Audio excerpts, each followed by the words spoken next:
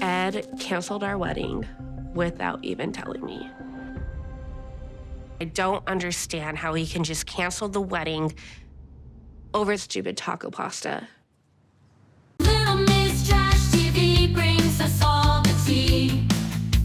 Recaps and crazy hacks, that's what we wanna see. We pray for dumpster fires on our screens. Drama queens turned into funny memes. Feasting on garbage reality shows with Little Miss Trash TV. Little Miss Trash TV. Back over to Cameroon, where we are going to catch up with Kobe and Emily. So I honestly genuinely like Kobe. He seems like a good guy. He's like a fresh breath of air. And Emily's just annoying. So I hate to have to say this, but Kobe kind of effed up in this whole scene, and Emily is in the right. So Emily's like telling Kobe about what happened at the handball match, how Valerie with the one eyebrow in the air was like, at the ball game when I was talking to your friends. Basically, hey, did you know that Kobe had a girlfriend when he knocked you up in China? And it appears Kobe's D-wad sexist friends have rubbed off on him because he's like, Emily, why are you even asking my friends about that? And Emily's like, whoa, I didn't ask them anything. You know that friend Valerie with the one eyebrow in the air, he's like, hey, Emily, did you know about this? Then Kobe's like, I don't believe that. My friends, they're upstanding great guys. They would never do such a thing. And Emily, who is no stranger to the slack jaw surprise look, brings out her little, oh no, which actually is well deserved here. So then Emily is standing her ground and she's like, I don't think I even want your friends to come to our impromptu Cameroonian wedding that I don't even want myself. Then Kobe's like, well, what's the point of having a wedding in Cameroon that I did not tell you or your parents about and I just dumped on you last minute if I can't invite my D-wad sexist friends? you told me they had problems with me. And I just want to get to the bottom of it, because if your friends don't like me and if they don't approve of me and they're bringing it up now after 2.5 years of marriage and 2 kids, then why would they even come to our wedding? We are at the nightclub where Kobe used to get his groove on. So we're in the club. All the D-wad goofballs are at the table. They're sitting at a table with their drinks, obviously paid for by TLC, having a good time. But what do these guys do? They ruin it and blame Emily for bringing them into a club with free drinks and a table. One of them is like, I'm shocked, Emily, you would invite your husband friends to a club and buy us free drinks and a table. A good wife would invite us into her home and cook us a home-cooked meal, not bring us to a tawdry club. Emily's like, well, I couldn't cook you a meal in my hotel room, you dum-dums. What do you want me to do about it? If we were home in Arkansas, my parents' house, my mom would cook you like a 5-course meal. Get over it. Kobe doesn't do anything either way. He doesn't stand up for Emily when he should, because this is all pretty ridiculous. Like, just have your drinks and shut up. Then Emily storms out the club, and then we catch up with the D-bag sexist goofballs who are all like, I can't believe what a woman Emily. Oh no, poor Kobe. He must be soft, this American devil woman. I don't know what you guys think. Let me know in the comments, but I cannot tell if these like goofballs are legit a-holes, or did they like really lean into this role and watch old episodes and they studied Angela, Michael, and her set of goofballs and all the chaos they unleashed, and they are leaning into that to get their airtime. But I sort of think they are just mega D-bags and they are super just jealous of Kobe. I go to bed, I wake up, and he's gone. I have no idea what's happening. Big Ed and Liz in Arkansas, and Liz is cruising down the highway of Bentonville, distressed and upset because Big Ed has dumped her for the 563rd time. Liz is like, I don't know what happened. We were doing so great after our 2-week paid vacation to go to couples therapy in Florida. So apparently she went to bed, they had a fight as usual, but this time he was gone when she woke up. And you may ask, what is this fight about? It must be something really serious this time. No, it is about taco pasta. Yes, it all went awry over some hamburger helper with taco seasoning. But then Riley's dish was just way too spicy for her. And Ed pretty much just told her, stop being a baby. And little Riley was like, no, I don't like spicy taco pasta. And instead of giving her something else to eat or just pouring a bucket of ketchup on it, Big Ed got mad. I'm gonna take a wild guess, but I assume this fight happened because these two clowns were drunk. And instead of grabbing just anything out of the fridge that is not spicy that a child will eat, which is like anything, a peanut butter sandwich, these two clowns went head to head and fought in front of Big Ed's family, and now he is embarrassed and ashamed of not his behavior, but of Liz's behavior. So while Liz is confused and driving around town devastated for her 7,044th time she's been dumped by Big Ed has moved in temporarily with his sister, and he has already got a refund on his deposit for the wedding, and he is done. And his sister, who had just had eye surgery, is wearing some crazy goggles, and she is just like, oh yeah, Big Ed, yes, get rid of Liz. Liz is the problem. You're not the problem. Liz is the problem. I just thought she was gonna stop and it wouldn't go on. I was really just hoping and praying she would stop. Bravo, get rid of her. And Ed's like, yeah, duh, she's always been the problem. Liz is the problem. Liz is just so dramatic. Liz. The real problem here is that Liz looks exactly like Big Ed's ex-wife, and that is why he's so obsessed with her being someone she is not. And this would be completely hilarious if they didn't decide to bring Riley all the way across the country from her hometown into this big, beautiful house for the summer and burn it all down.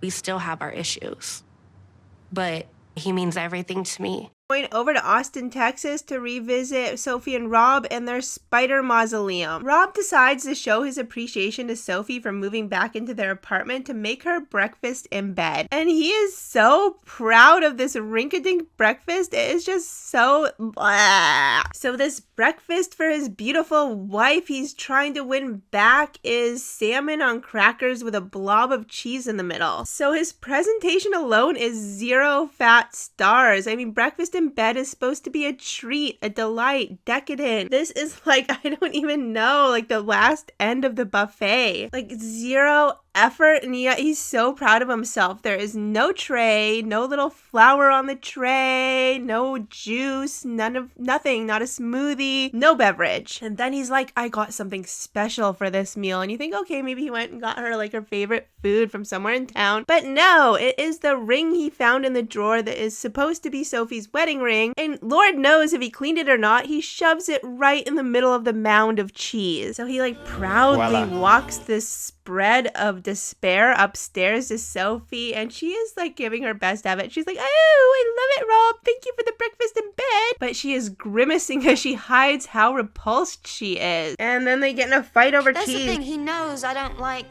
just cheese. And I just don't really get why he does these things. Sophie's like, I don't even like cheese. Cheese smells like arsehole. And Rob's like, I know you don't like cheese, but this is like flavorless cheese, and I needed something to plop your dirty ass ring into.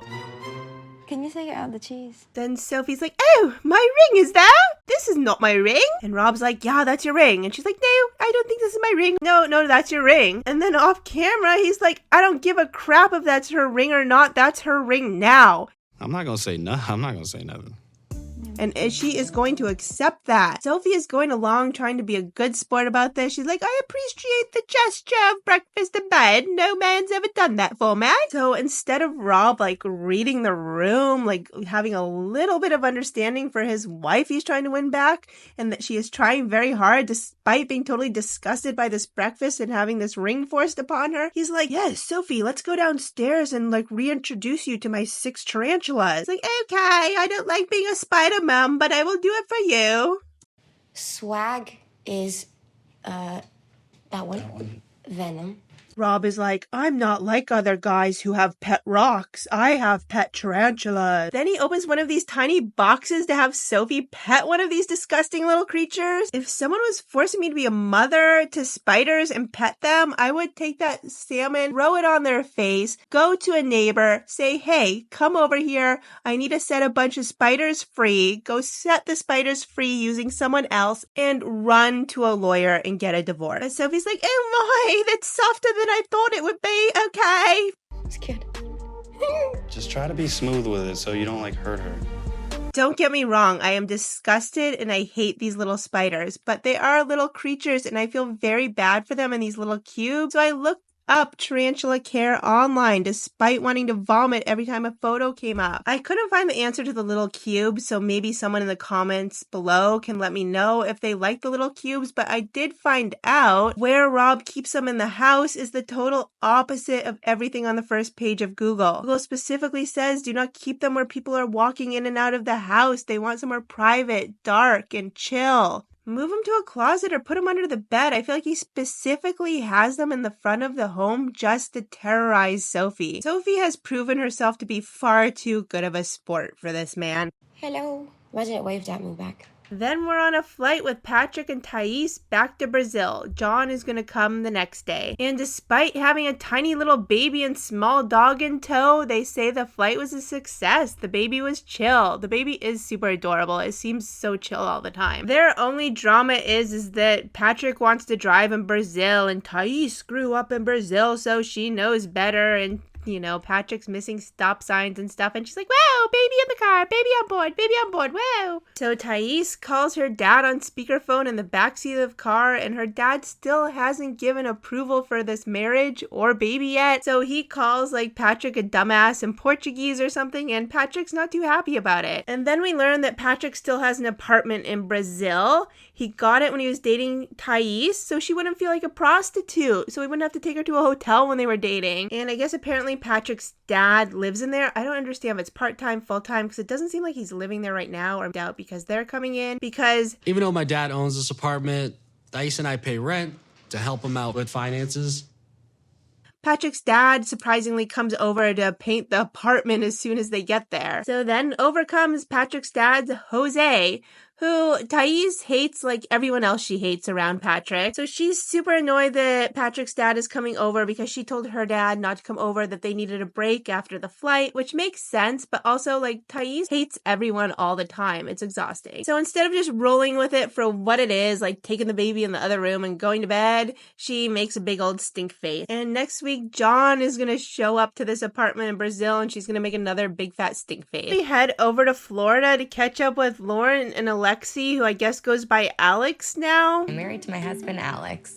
There's no explanation as to why Lauren is suddenly calling Alexi Alex, and on the screen it says Alexi, so I don't know what's going on with that. I don't know a whole lot about this couple besides social media. They're one of the few seasons I did not watch originally, and I don't think I missed anything because they're so damn boring. So their whole thing is they're throwing a first birthday party for their third child, and the little girl is sleeping through it. And Lauren, she's had 3 babies in 3 years, and her body is destroyed. Except she looks like a perfectly normal, gorgeous mom for having 3 babies. The rumor is why Lauren and Alexi Alex are even here is because most of their season was already filmed prior for some sort of spin-off that never happened, and they are a replacement to Michael and Angela, who have been pulled from the show. So if you follow this on social media, you know that Angela had a meltdown, Michael ran away. I don't know what really happened. I wasn't following it too closely, but he was off. She couldn't get a hold of him, and she was up for like 47 days on social media at all hours of the night ranting about him and looking for him, and then being mad when she found him, doing the typical Angela craziness. I heard the rumors that they were going to take them off and replace them, so I thought she might settle down, but like literally she's been off the rails for over a month now. So I know I stand alone on this and I'm going to get a lot of flack for it, but honestly I'm sad to see Mima go. I honestly like her. She's insane. She's a lunatic, but she brings unhinged drama to the show, and that is what I want to see. And like really, like people are like, oh, get her off the show, signing petitions like get Mima off, she's abusive, we never want to see her on our screens again. And I'm just sitting back and I'm like, who really on this show isn't a psycho and abusive? I mean, the list is short of the people that are not. So it looks like everyone got what they wanted, and here upon our screens are Lauren and Alexi to bitch about her getting a full body mommy makeover instead of us watching Angela terrorize Michael in America, which we all really wanted to see. Lauren's mom is against this whole full body makeover. She's like, you need to put your kids first. What if you die under surgery and then your kids have no mother? Lauren's like, I don't care. It's me time. I've had 3 babies in 3 years. 3 babies in on 3 years, 3 under 3, 3 babies. I deserve it. It's me time. Which, yeah, you do you, girl. Get that mommy makeover. There is such a slim chance you're gonna die on the operation table with a certified board surgeon in America doing a mommy makeover. So yada, yada, yada, blah, blah, blah. The drama goes back and forth. The mom keeps inserting herself. Lauren keeps being like, it's me time.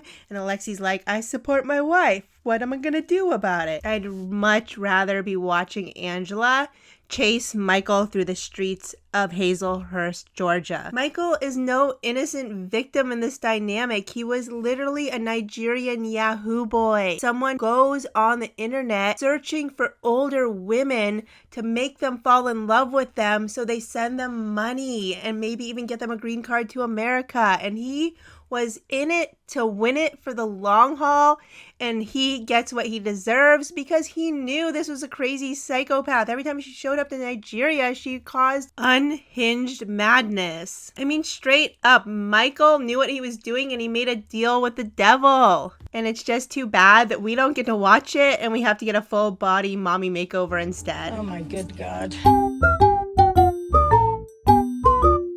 They're thrown right back in the fight with Nicole, Mahmoud, and all their drunken friends. You're smiling with my friends. It makes me look bad, like I lied to them. Hateful little. And Nicole has rallied her drunk friend Julian, the guy, to fight the war for her. So this drunk guy who can't even pronounce Mahmoud's name right takes him on the porch to have a talk. Mahmoud. So the whole combo is that Mahmoud is just a little uncomfortable with the pace of everything happening here in America. He's open to meeting in the middle. I'm just have only 2 days here. Right. And doofus Julian is like, well, compared to what the girls in LA around here wear, you should appreciate what Nicole is wearing. This is how my religion asked me to how my wife have to dress.